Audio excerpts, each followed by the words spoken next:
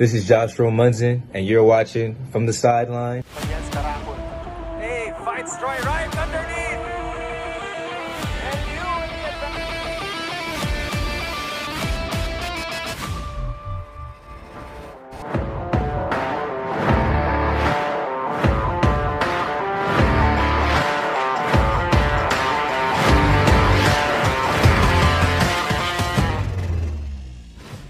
Bago ka ba sa channel na to, huwag kalimutang mag-subscribe at i-hit ang notification bell para ma-update kayo sa mga upcoming videos ko.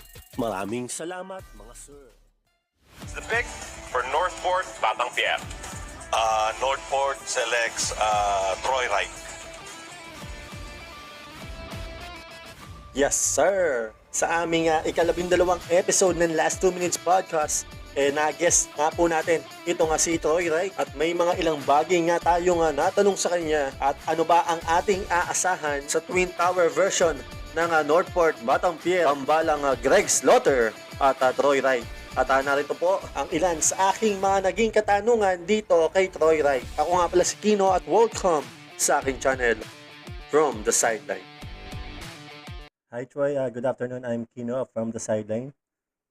Afternoon. Let's go back to the PBA draft. Are you surprised when Coach Pido called your name at number 11? And what did you feel? Yeah, if I'm being honest, I was surprised. You know, I think, and this is me being 100% transparent, like now that I reflect and think about it, I think Northport is probably like the best situation I could be in. But before the draft, it wasn't one of the teams that I kind of expected to go to. So it was a little bit surprising. Like I was like fixing my hat and everything, but you know, you never know. The draft is tough. Even the coaches, the managers, the players, no one knows what's going to happen. So it was a little bit unexpected, but I'm just so happy to have landed in what I genuinely think is one of the best situations there could be for me. Before the PBA draft, did they invite you for a private workout with the team of Northport? Yeah, they did invite me. I worked out with some teams beforehand. It was tough because I had a quarantine, so I didn't have that many. It was just tough to get the schedules. Literally, I got out of quarantine and it's like, okay, who can let me practice like right now? And I just kind of showed up. So I didn't get the chance to work out with Northport before. I guess that's part of why it was a kind of a surprise. But one of my old NU assistant coaches, Coach Napa, is there. So I think he was kind of familiar with me. And, you know, the coaches obviously did their homework and watched film. You know, we were lucky that we played in Chooks like just a couple months before. So there was a very recent film out there on me. And yeah, you know, it ended up working out. They were willing to take a chance on me. Again, congratulations, Sir Troy. Thank you. You mentioned Greg Slaughter a while ago. Are you excited to play with Greg Slaughter? And what we can expect to this version of a Twin Tower of Northport, Batang Pier?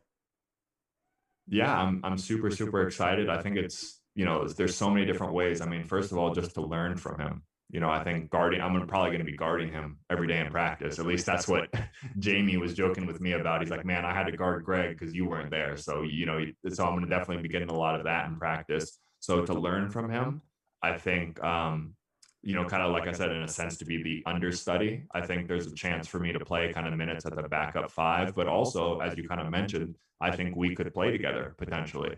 And, you know, with like, I like to think my ability to stretch the floor and, you know, for him to kind of, you know, be in the paint. I mean, it sounds kind of disrespectful to say he's accomplished so much. So I don't want to like even put myself in that category with him or even, you know, I'm not going to grant myself a starting spot either. That's for sure. I got a lot of work to do. But I think, once again, to learn from him and to potentially play with him, I think there's an opportunity like where our strengths and talents kind of fit together. Now officially in the PBA, in your own opinion, top 3 PBA teams to beat this upcoming PBA season? Oh, that's a tough one. I mean, you got to say San Miguel, definitely. I'm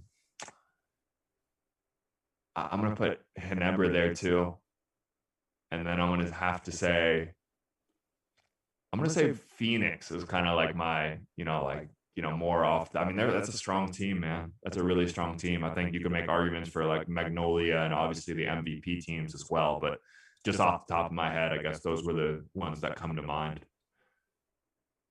besides Northport, obviously. Before going into my last question, I have a question here from Miljun Manuel again. What are you working on right now to improve your game? Yeah, I think for me, the most important thing that I'm continuing to work on is my body. I think that's the most important thing to me, my strength and athleticism. Like if I'm being honest, like I felt like in the bubble for 3x3, like that was some of the best basketball I've played.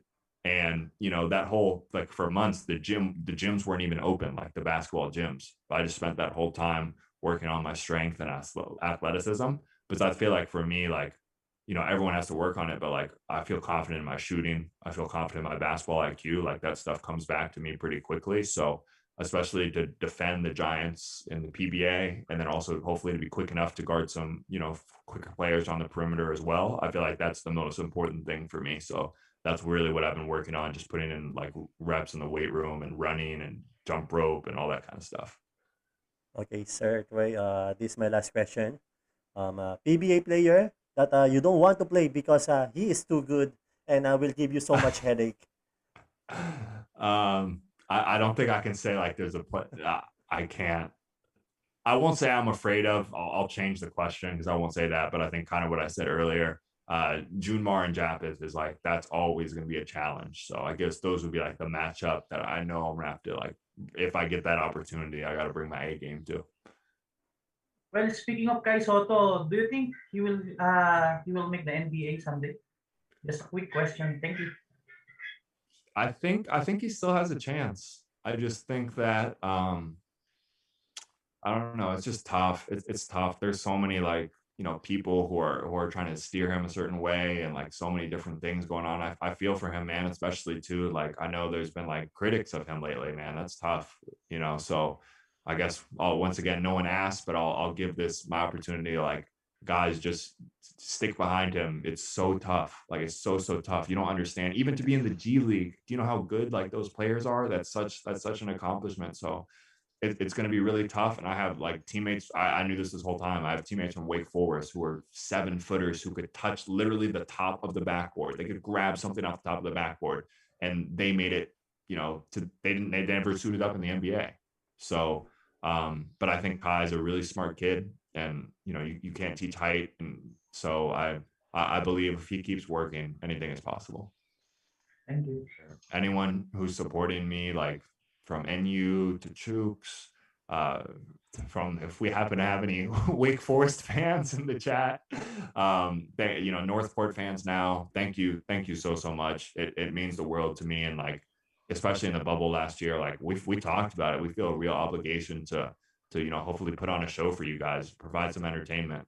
So it means the world to me. I guess the one other opportunity I'll take to say this is like all the messages, especially after the draft, it was hard for me to reply to everyone. So anyone who reached out or continues to send me messages, I do see all of them, and I appreciate it so much. And I'm just going to keep working hard to hopefully make you guys proud.